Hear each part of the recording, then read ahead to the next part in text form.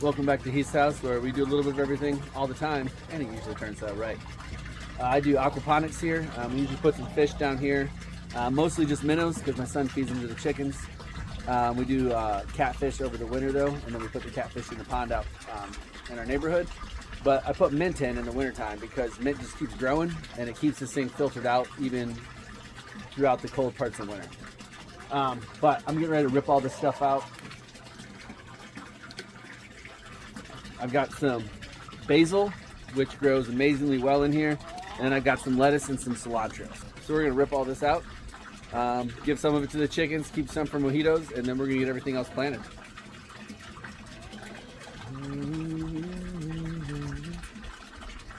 Oh, that smells good.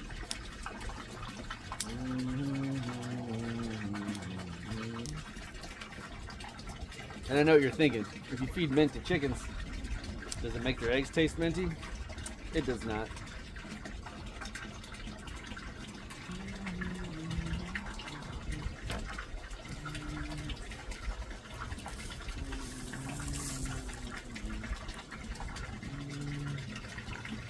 So that is some nice, clean, healthy roots, and they just keep pulling all the bad stuff out of there over the wintertime. And I'll probably have to keep pulling mint out of here. It's almost impossible to kill mint. If you can see, I've also got these little red wigglers that are in here, and they help break everything down and make the nutrients much easier for the plants to pull up.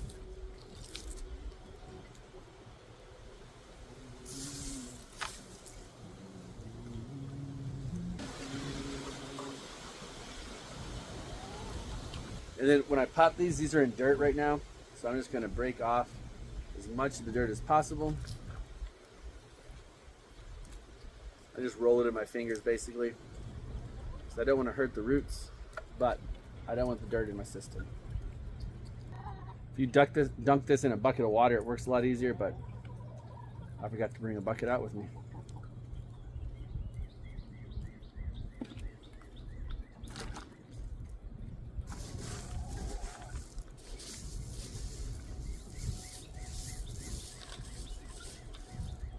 And this is, I think it's called Buttercrunch lettuce.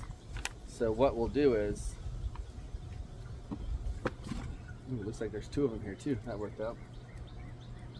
We'll harvest this like every 21 days, and we'll leave the middle on. So we'll take about a third, leave about a third on the inside. So we'll take about 2/3 off each time we harvest it. And typically you can harvest these every 21 days or so. And the aquaponics tends to work a little faster because they just have so much nutrients in here. Now I'm moving on to the basil. This is the same thing. I gotta get all the dirt off, but as you can see, there's actually 4 basil plants in this one.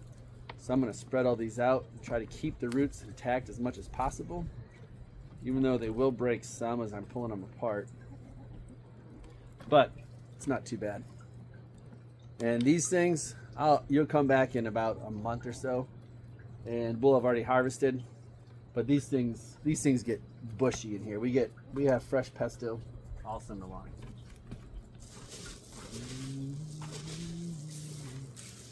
And of course, we got to plant cilantro. Wife loves her cilantro.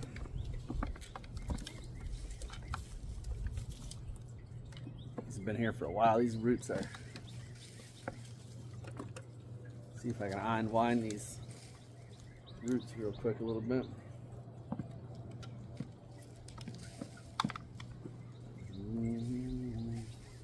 Yeah, this is just a whole mess of plants. I'm going to try to separate them a little bit, and then, oh, that smells good.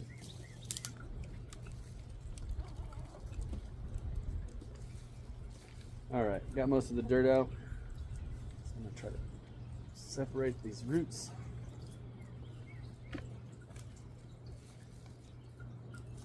All right.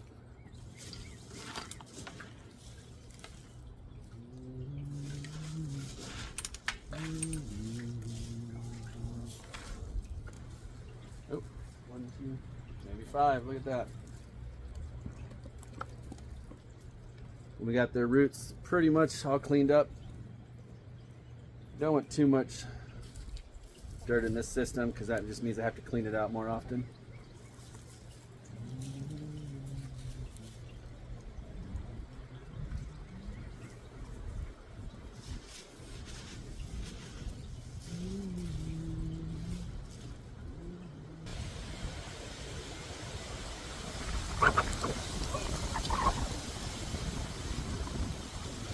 Getting a bit windy out tonight. So there you have it. We got our lettuce, our basil, and our strawberries planted. And I'm going to take this in, I'm going to pass it out to some neighbors, and I'm going to make mojitos with the rest. So thanks for stopping into He's house, where the food is always fresh, back deck is always open, and we're going to have some amazing pesto coming up. Stick around and see how we make that. Bye now.